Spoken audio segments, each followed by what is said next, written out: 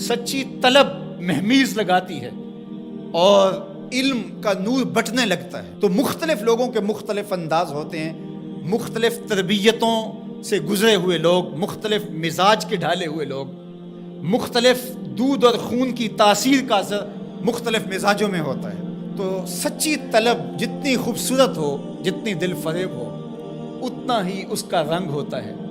اب عقبہ بن عامر رضی اللہ تعالیٰ عنہ کیا کرتے ہیں؟ جب انہیں حضور سے کوئی مسئلہ پوچھنا ہوتا ہے تو وہ کیا کرتے ہیں؟ وہ قریب آتے ہیں، حضور کے ہاتھوں پہ آ کے ہاتھ رکھ دیتے ہیں۔ یہ اس بات کا اظہار ہے، یہ اپنی بے تاب تمناؤں کا اظہار ہے کہ حضور یہ سوالی در پہ کھڑا ہے، جھولی میں خیرات ڈال دیجیے۔ اچھا، حضرت عقبہ بن عامر کہتے ہیں کہ یہ تو میرا انداز تھا حضور کے پوچھنے کا۔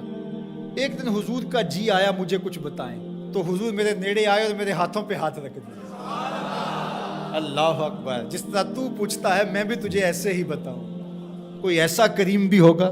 اللہ اکبر۔ عقبہ بن عامر رضی اللہ تعالیٰ عنہ سے مروی یہ روایت سنیے، کہتے ہیں کہ اللہ کے محبوب نے مجھے 3 چیزیں ارشاد فرمائی۔ سل من قطعک، جو تجھ سے قطع تعلق ہی کرے تو اس سے تعلق جوڑ۔ وعط من حرمک، اور جو تجھے محروم رکھے تو اس کی جھولیاں بھر دے۔ واعف عمن ظلمک، اور جو تیرے پہ ظلم کرے تو اسے معاف کر دے۔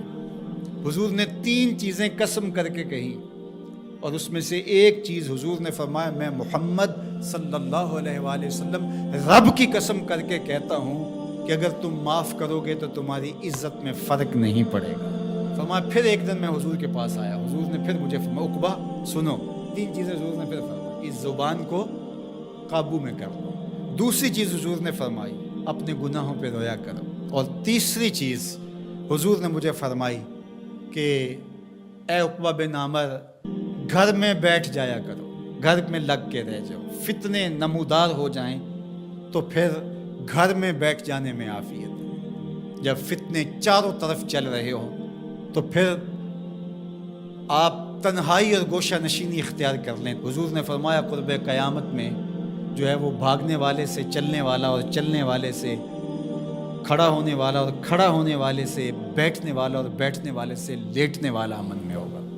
اللہ اکبر۔ حضرت انس بن مالک رضی اللہ تعالیٰ عنہ فرماتے ہیں کہ میں نے رسول کریم صلی اللہ علیہ وآلہ وسلم سے سنا، جو شخص یہ چاہتا ہے کہ اس کی عمر میں برکت ہو اور اس کے رزق میں برکت ہو تو وہ صلہ رحمی کرے، وہ رشتہ داروں کے ساتھ سلوک اچھا کرے۔ اب ہر بندہ چاہتا ہے میرے رزق میں برکت ہو، ہر بندہ یہ چاہتا ہے میری عمر لمبی ہو، صحت والی لمبی زندگی پاؤں، ہر بندے کی یہ آرزو ہے۔ فرمایا یہ 2 چیزیں جو چاہے تو اسے کیا کرنا چاہیے؟ رشتہ داروں کے ساتھ سلوک اچھا کرے، ان کا سلوک برا ہو پھر بھی اچھا کرے۔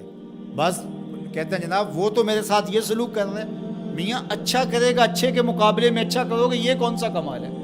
امتحان تو تبھی بنتا ہے کہ جب کوئی برا سلوک کرے تم پھر بھی اچھا کرو۔ تو یہ ہے حسن